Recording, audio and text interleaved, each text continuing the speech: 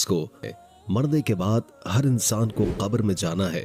कब्र आखिरत के सफर की पहली मंजिल है।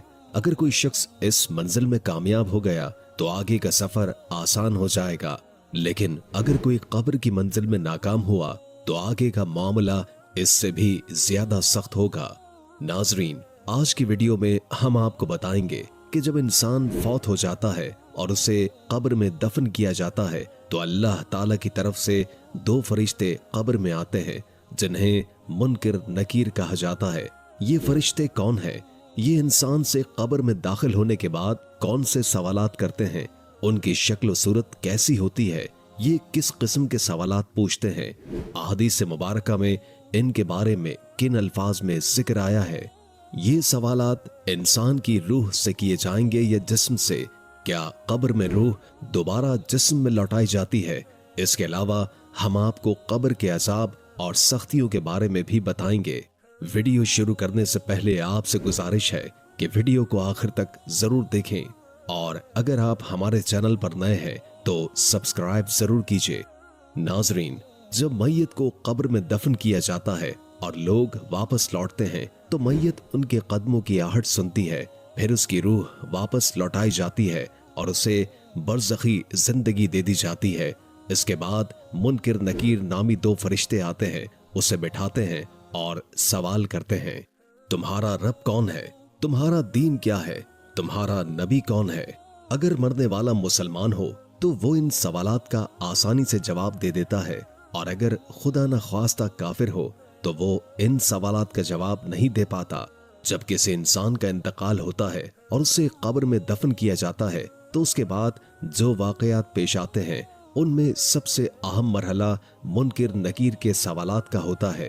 हजरत उमर रजी अल्लाह ताला अन्हो रिवायत करते हैं कि रसूल करीम सल्लल्लाहु अलैहि वसल्लम ने फरमाया, ए उमर, तुम्हारा क्या हाल होगा जब तुम 4 हाथ लंबी और 2 हाथ चौड़ी कब्र में होगे और तुम मुनकिर नकीर को देखोगे। हजरत उमर रजी अल्लाह ताला अन्हो ने अर्ज किया, या रसूल अल्लाह सल्लल्लाहु अलैहि वसल्लम, ये मुनकिर नकीर कौन है? नबी अकरम सल्लल्लाहु अलैहि वसल्लम ने फरमाया, ये 2 फरिश्ते हैं जो कब्र में इम्तिहान लेने आते हैं। उनकी शक्ल इंतहाई खौफनाक होती है। उनके दांत कब्र को खोदने की ताकत रखते हैं। उनके बाल लंबे और चेहरे खौफजदा करने वाले होते हैं।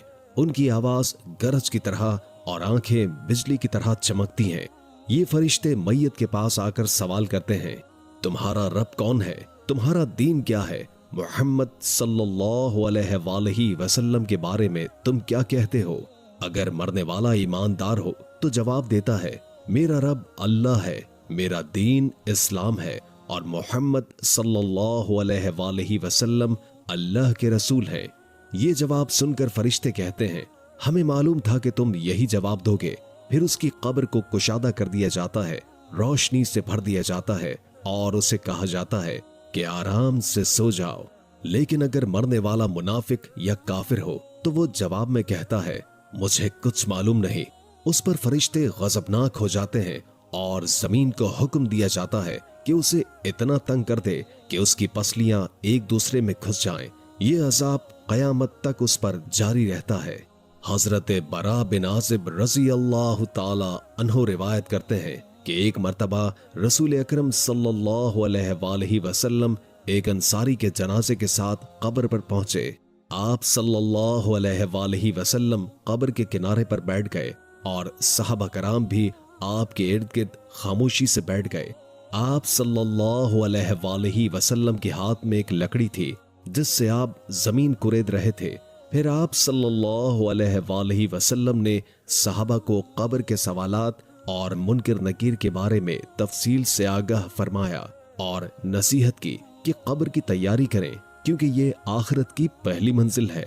नबी अकरम सल्लल्लाहु अलैहि वसल्लम ने फरमाया, जब मैयत को कब्र में दफन किया जाता है तो उसके पास 2 फरिश्ते आते हैं, उसे बिठाते हैं और सवाल करते हैं, तुम्हारा रब कौन है, तुम्हारा दीन क्या है, वो शख्सियत कौन है जो तुम्हारे दरमियान भेजी गई थी। अगर मरने वाला मोमिन होता है तो वह जवाब देता है, मेरा रब अल्लाह है, मेरा दीन इस्लाम है اور وہ شخصیت محمد صلی اللہ علیہ وآلہ وسلم ہے۔ یہ جواب سن کر فرشتے کہتے ہیں تم نے سچ کہا۔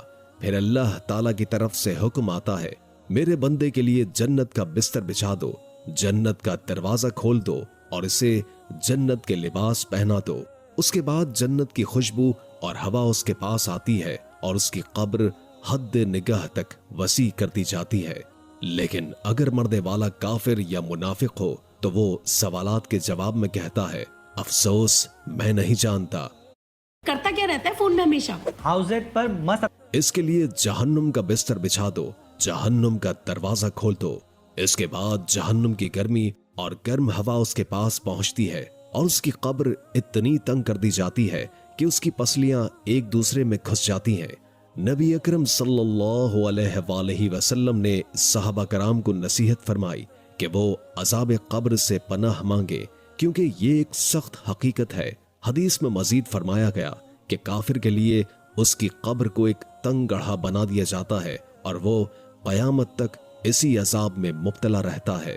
یہ واقعہ ہمیں اپنی زندگی کی تیاری کرنے اور اللہ کے حضور اعمال صالحہ کے ساتھ حاضر ہونے کی اہمیت یاد دلاتا ہے، کیونکہ قبر آخرت کی پہلی منزل ہے۔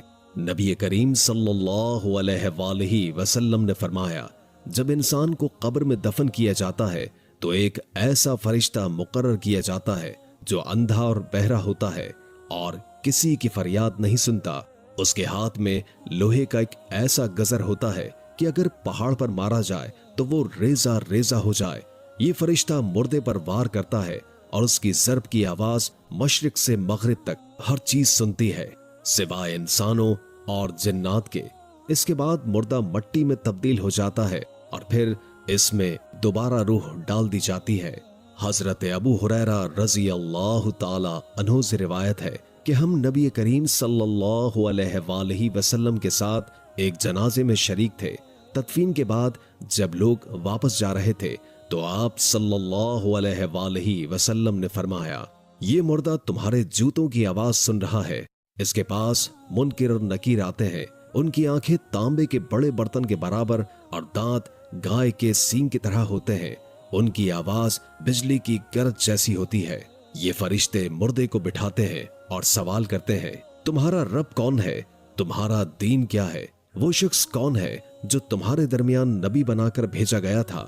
اگر مردہ مومن ہو تو وہ کہتا ہے میرا رب اللہ ہے، میرا دین اسلام ہے، محمد صلی اللہ علیہ وآلہ وسلم اللہ کے رسول ہیں۔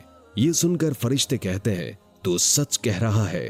پھر اس کے لیے جنت کی کھڑکی کھول دی جاتی ہے، قبر کو جنت کی خوشبو اور ٹھنڈی ہوا سے معطر کر دیا جاتا ہے اور اس کی قبر حد نگاہ تک وسیع ہو جاتی ہے۔ اور اگر مردہ کافر ہو تو وہ کہتا ہے مجھے نہیں معلوم۔ یہ جواب سن کر فرشتے